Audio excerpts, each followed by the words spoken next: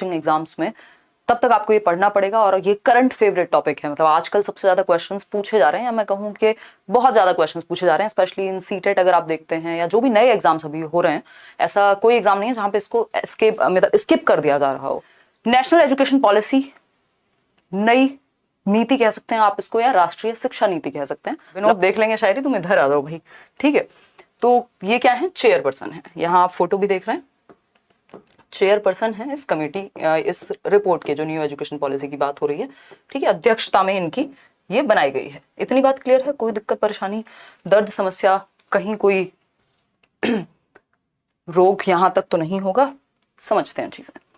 इसमें एक बात कही जा रही है कि भाई जो 2 crore out of school children हैं, वो बच्चे जो एडमिशन नहीं ले पा रहे हैं या जो पढ़ाई नहीं कर पा रहे हैं, उन 2 करोड़ बच्चों को वापस लाया जाएगा मेन स्ट्रीम एजुकेशन में, चाहे वो डिस्टेंस एजुकेशन का इस्तेमाल करें, और स्पेशली जो ये अर्ली चाइल्डहुड केयर एजुकेशन वाले जो छोटे बच्चे हैं, है ना, उनको हम लेकर के आए।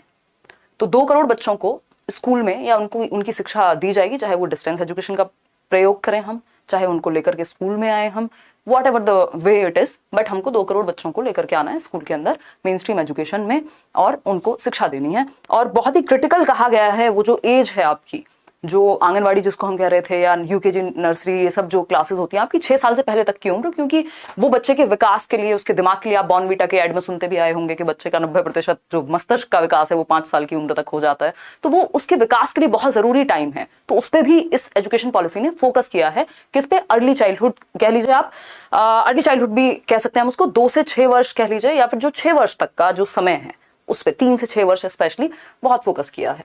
चलिए समझते हैं क्या कहानी है। MHRD को रीनेम करके, जो हम ministry of human resource and development की बात करते थे, मानव संसाधन विकास मंत्रालय, उसको एजुकेशन मिनिस्ट्री का नाम दे दिया गया, यानी शिक्षा मंत्रालय बन गया। एक ये छोटा सा पॉइंट है।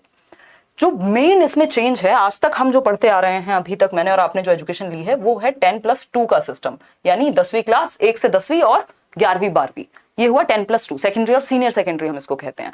इस पॉलिसी में एक नए स्ट्रक्चर की बात की गई है, वो है 5+3+3+4, यानी 4 लेवल्स हो गए 2 की जगह। इस 10+2 के बाद +3 हो जाता है, ग्रेजुएशन आपका 3 साल का।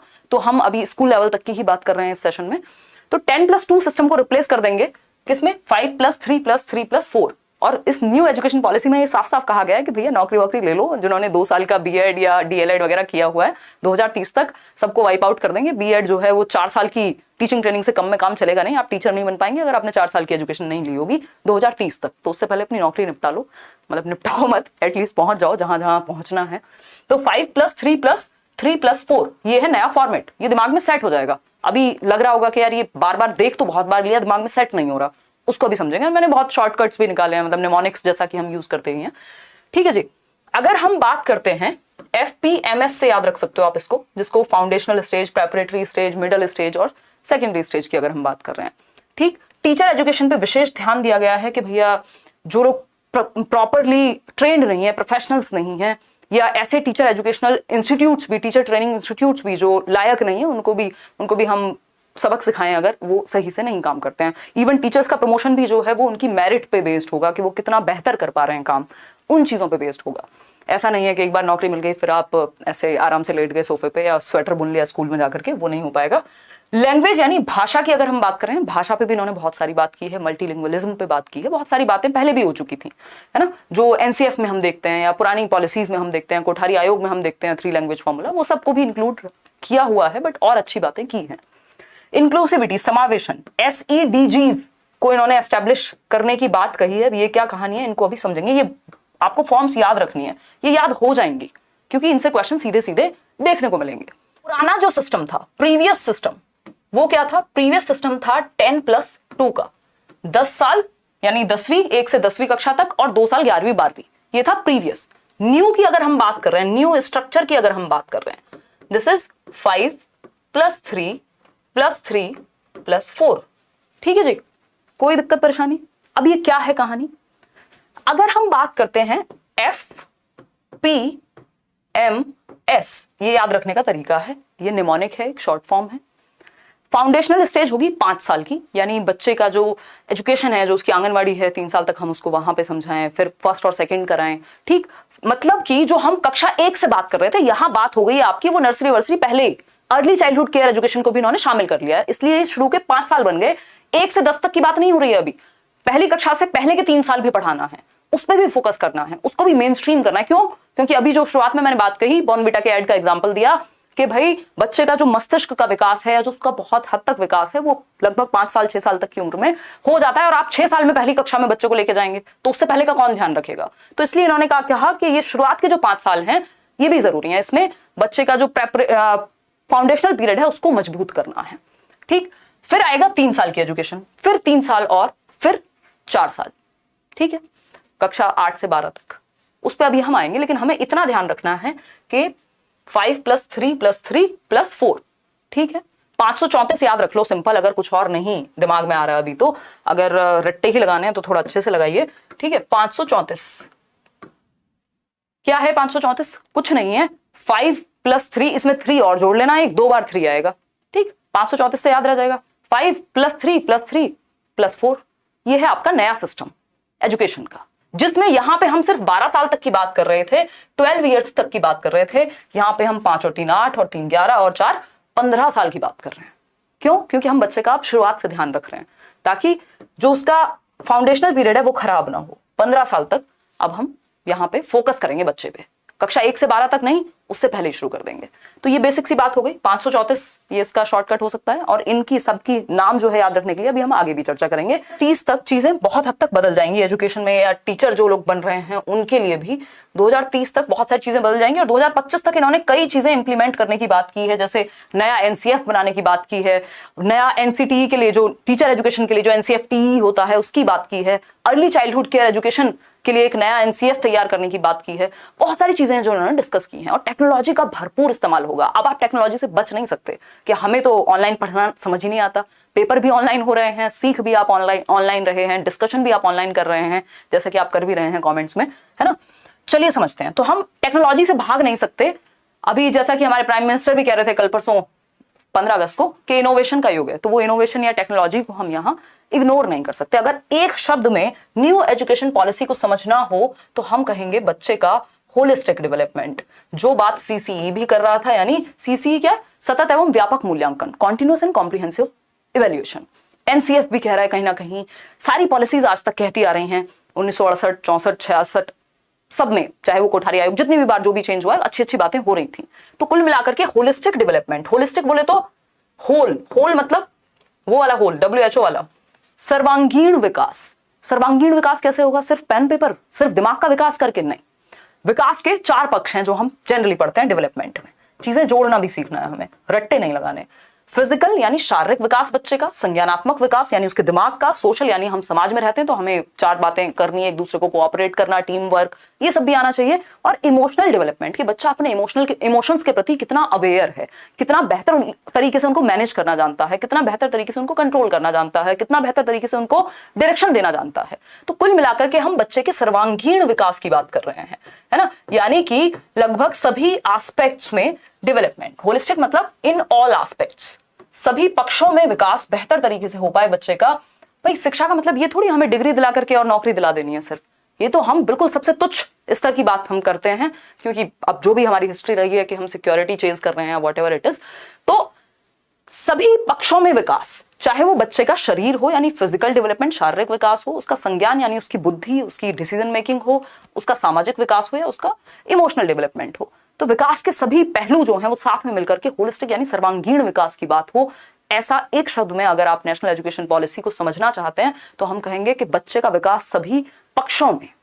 क्लियर है इतनी बात? कोई दिक्कत परेशानी दर्द समस्या यहां तक हो तो मुझे बता दीजिए, अगर है तो फिर क्या, फिर हम यहीं पे अटके रहेंगे, आराम से बातें करेंगे 2-4 मिनट और फिर आगे बढ़ेंगे। तो हमने बहुत ही प्यारी प्यारी सी 2-3 बातें की हैं कि के कस्तूरीरंगन की अध्यक्षता में इसकी पूरी बुनियाद रखी गई, चीजें बनी और इसमें नया फॉर्मेट लाया गया है। 2 करोड़ स्कूल के बाहर जो बच्चे हैं उनको हम सिखाएं, जो छोटे बच्चे हैं उनका हम ध्यान रख पाए। छोटे मीन्स अर्ली चाइल्डहुड वाले, यानी 3 से 6 वर्ष की उम्र के बच्चों का हम ख्याल रखें, ठीक है, उनको भी शिक्षा में शामिल करें, उनको भी स्कूली एजुकेशन में शामिल करें।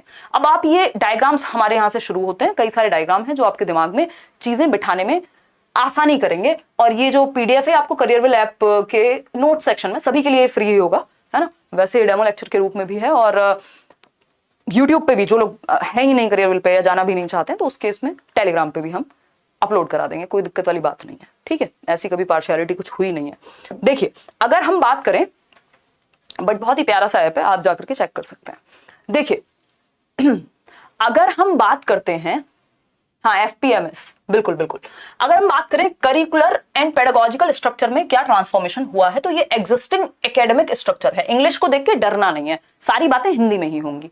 ठीक है, तो ये एग्जिस्टिंग एकेडमिक स्ट्रक्चर क्या था, मतलब जो चल रहा है या जो अब तक चलता आया है, विच इज 10 ईयर्स, यानी कि 10 साल, 6 से 16 वर्ष तक। 6 वर्ष की उम्र में पहली कक्षा में बच्चा जाएगा और 16 वर्ष तक अपना निपटा लेगा जो भी उसको पढ़ाई लिखाई करनी है 12वीं तक।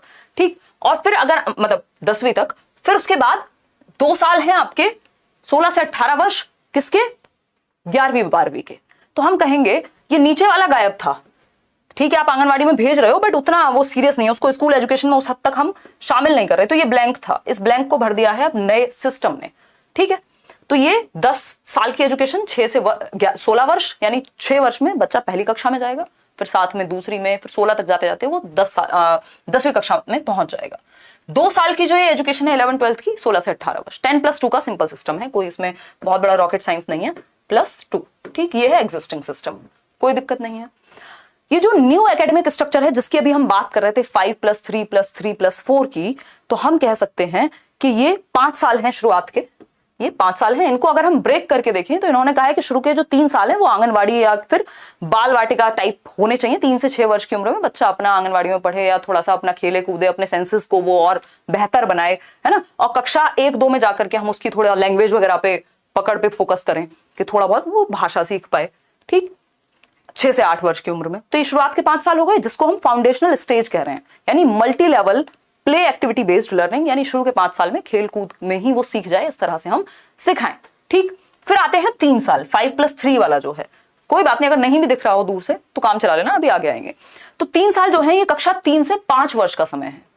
ठीक है, कक्षा 3 से 5 वर्ष का समय है, 8 से 11 वर्ष का बच्चा होगा।